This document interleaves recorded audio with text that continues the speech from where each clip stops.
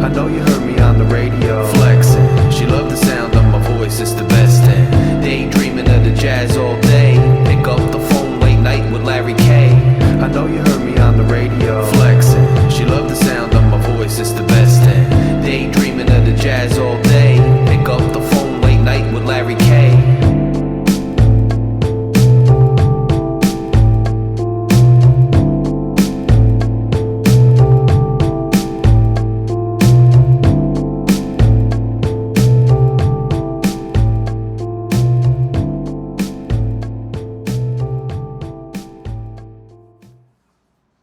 Fury fam, what's good, man? It's your host, Larry K. It's another episode of Phin-Addict Fury with Larry K. I apologize I haven't been with you for a long time. I got a lot going on. I was in Massachusetts last week for a whole conference related to my day job. We don't want to get into that. I've been on TD Finn's Talk on Wednesday nights at 7. Make sure you catch me there. I wasn't able, unfortunately, to be on last week because I was in Massachusetts. This week I'm trying. I got an outing on Wednesday. I'm trying to get back in time. I'm going to talk to TD, see what my options are. I'm going to try to be there live for you this Wednesday. But if I'm not, I'll be back soon. I promise that. Definitely the next week. But we did have a draft this weekend. Usually I would have been on it. I would have been, from jump kind of analyzing it and maybe even live with you guys and kind of delving more into it. But the problem is we didn't have a lot of picks this year, right? We didn't have a first rounder. We didn't have a second rounder. Our first pick came in the third round. Now, I'm not in any way knocking that. We made some serious moves in the trade market and the free agency market this offseason. So we really already knew we didn't have a lot of picks going in. We already kind of knew we had certain positions of need, but we were filled out at most spots on the roster. And that's why, look, I think one of the biggest places of need, and I think we can all agree on that, was probably linebacker. So is it really a surprise that we went ahead and drafted a linebacker first overall for us in the third round? Number 102 pick overall, third round pick was Channing Tindall from Georgia. He's an inside linebacker from Georgia. Here's why I like the pick. By all accounts, he's a speedy linebacker who can travel from end to end on the field. He's an interior linebacker who can do that. Why is that important? Well, we're going against dynamic playmakers in the AFC East, especially looking at Buffalo and whatnot, but also in general. The way the league has evolved, the way the league is starting to take shape, the way the league has been now in this iteration for the past several years, the fact is that you have to defend the field end to end. And I think one of our biggest problems last year, Landon Roberts is a beast at plugging the hole. I always say that. I've been saying that. We've been talking about it. We have good pass rushers on the D-line. I also think Jordan Phillips is going to develop even more and become an even better pass rusher. I like our outside. I like Van Ginkel. I like our outside guys. But one of the things I thought we were really kind of lacking was the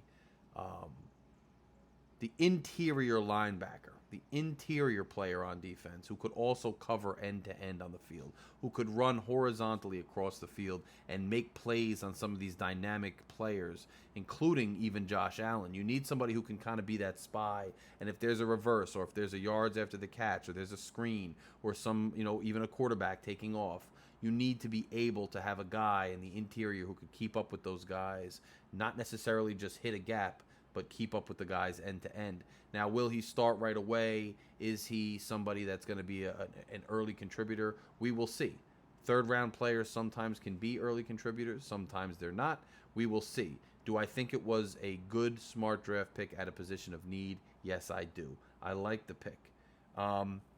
Eric Zumkonma, wide receiver from Texas Tech, round 4. I think this was a case of kind of you take the best player available. Miami probably had him high on the draft board. They liked him.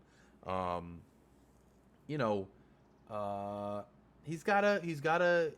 me, he kind of reminds me of a Preston Williams type, kind of. Can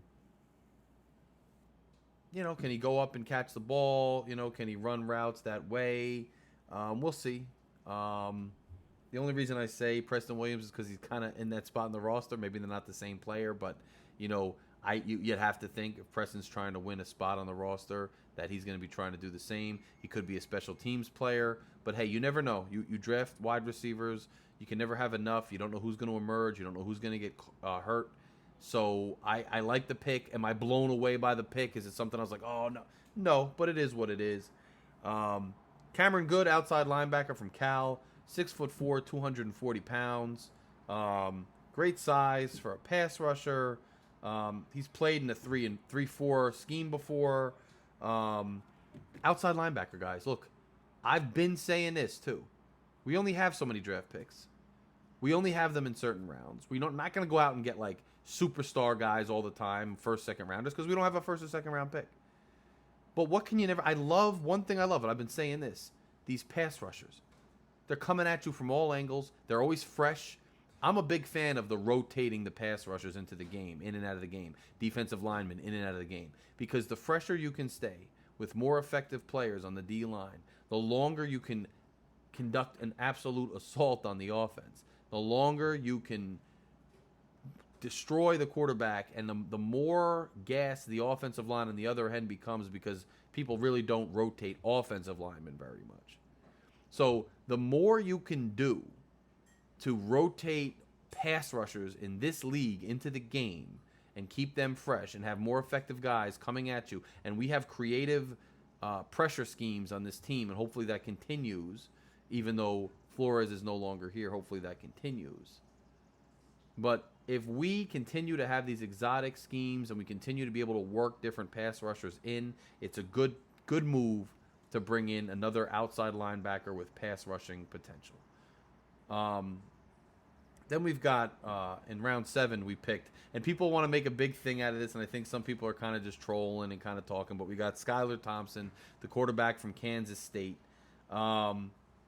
I've been hearing, and this was on some of the sites, some of the write-ups from the analysts, that this was just a case of, hey, best player available, things like that. We will see. I don't think he's in line to overtake Teddy Bridgewater as a backup quarterback. I don't think he's in line by any stretch to compete with Tua Tagovailoa as the starter. But look, when you draft a quarterback, we see this a lot. Usually the guys come in, they play a couple training camps, they get on the practice squad, they see some reps in the scrimmage season, and then nothing really becomes of them. You never know, though. You might find a diamond in the rough. You might find a guy who's really got a good skill set and can work his way into the number 2 quarterback position. I wouldn't read too much into this as if the guy's, going to set the world on fire. I know some people who don't love Tua are out there kind of hitting him where it hurts, saying, hey, this guy's going to compete. This guy's going to be the new starter. This says something about Tua. I don't think it does. I think it's just a case of the best player available at the spot they had. They like the guy. You never can have enough talent in any room, and quarterback room is no different. They brought in a guy who they think could maybe make an impact at some point or at some point down the road, and they did what they did, and so we got him. I know we drafted a bunch of undrafted free agents. We invited some rookies to camp. I just want to touch on 2 of them. 2 of the guys they invited to camp to see if they could make an impact were 2 Rutgers guys, Tyshawn Fogg and Mike Trevdov. I can tell you, just because I'm a Rutgers dude, I went to Rutgers, I'm a Jersey guy, I'm sitting here in Newark, as you know, and I'm an alum, I'm a big fan. These guys, I don't know if they're going to make it, I don't know if they have any chance, but I'll tell you, they are not going to get to camp and slouch. These guys are going to work their ass off. I've seen them, I know who they are, they're gritty, they're hard players. Fogg was one of our better linebackers on Rutgers, and he was a good player. And, Trevdov worked his way in and was a beast when he got going and when he made something happen. He was a beast, especially with bringing pressure on the defensive side of the football. So we'll see what happens with them. It is what it is. They're invited to rookie minicamp. It's not a huge thing, but I just wanted to give you my little bit of insight. These guys are gritty. These guys can ball. Fogg can run around a little bit too from that linebacker position, so you never know what's going to happen. It's just exciting to see those guys get an opportunity, along with Bo Melton and some of the other Rutgers players that were Pacheco, who were drafted actually to different teams. But look, I'm excited. I said I was excited. The draft this year was not what it's been in previous years, where we were just so ramped up for it and so amped up for it, because we've made so many other moves which are already exciting us. So it's kind of a new era in Miami Dolphins land, as we know, and it's just going to be interesting to see how these things play into the overall team going forward. Again, I think the key pick here, and I think most of us can agree, was the round 3 pick. I think bringing Tyndall in is a good a good move, and I think he might actually contribute early. I think linebacker going in, we all probably knew that was probably our biggest position of need. Some may say quarterback, but that's a whole nother conversation, and it's not happening this year. So that was the right pick at the right time. I think we got the right player. Let's see if he can contribute and how soon he can contribute and what we can do with it. Other than that, look, we're looking at now we're going to have the rookie mini camp, and then we're looking at going into some spring workouts, and then we're going to have training camp, which is a couple months away. So when news drops, when there's, injuries, when players are making, some noise at the mini camps, when, any other roster moves, anything else we hear, of course, I'll get back on with you with some content. Until then, we're kind of waiting and seeing how this goes. But I did just want to hop on with you guys because, look, there's content creators everywhere. Doug doing his thing. TD's doing his thing. All these other guys are doing their thing. Geo, Batman doing their things. Everybody's out here. You know what I mean? But I just want to touch base with you. So Fury fam got some love, too. So Larry K got on the mic. So I'm still alive out here. It's the off season. It's crazy. But I'm still here. I'm still paying attention. And look, if you want to find me, the easiest way to find me and the easiest way to kind of have a direct line to me and to also discuss what we're discussing on this channel is to go to the Dolphin Den. Dolphin Den on Facebook. The Dolphin Den on Facebook. My buddy Zach's over there. Tori's there. A bunch of other guys. Dolphin Den is, a lot of good conversations. That's the official Facebook page of this channel. So if you want to talk about other things, you got just crazy ideas you want to bring up, you want to troll people, whatever it is, just, don't get the trolling out of hand. But, come on over. Let's have a blast. Let's talk Fins, and you can talk to me there. It's always a direct line. I got to ask you this, though. You got to, if you're watching the video, if you had any inkling that, hey, I kind of like it, or you just want to hear more content, or you just kind of dig sports talk in general, you like my lighting, whatever it is, smash the subscribe button. Click subscribe right underneath. It takes you 2 seconds just to hit subscribe.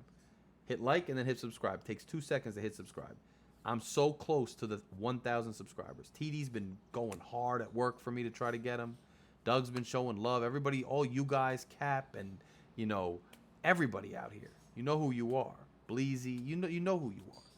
You've all been showing love. You're all part of the Fury fam. We've been working so hard to get to this level. And we're close. So if you haven't already, hit subscribe. Hit subscribe, join the family. We got so much content coming for you. I'm going to go live a lot more when the season starts. There's going to be a ton of content, a ton of posts. There's some insights. Sometimes my limited connections to pro football come in and I can give you a little insight. But go ahead and smash the subscribe button. It's really appreciated. We're getting close to the season. We want to have 1,000 subscribers by the time the season starts. I got a lot more content for you. Catch me live on TD Fins Talk. That's the home of the real Miami Dolphins fans. You guys already know that channel. TD Fins Talk is making moves, making waves over there, and I'm a part of that family as well. Catch me there Wednesday nights at 7 live. So Wednesday nights at 7 o'clock Eastern Standard Time live. Like I said, this week I may or may not be on, but next week I'll definitely be back at you. But guys, it's always a pleasure talking to you. The Fins are doing the right things during the offseason, even these draft picks, especially the first one. That linebacker pick was a good move. Let's see how far we take it. I'm excited for things to happen. I'm excited for more news. I'm especially excited about chilling with you and going into another Miami Dolphins season. But until then, enjoy the music in the outro. Enjoy wherever you are. Hope you have nice weather. Hope you're enjoying the spring. And I'll talk to everybody soon. Larry K. I know you heard me on the radio flexing. She loved the sound of my voice, it's the best thing. Daydreaming of the jazz all day.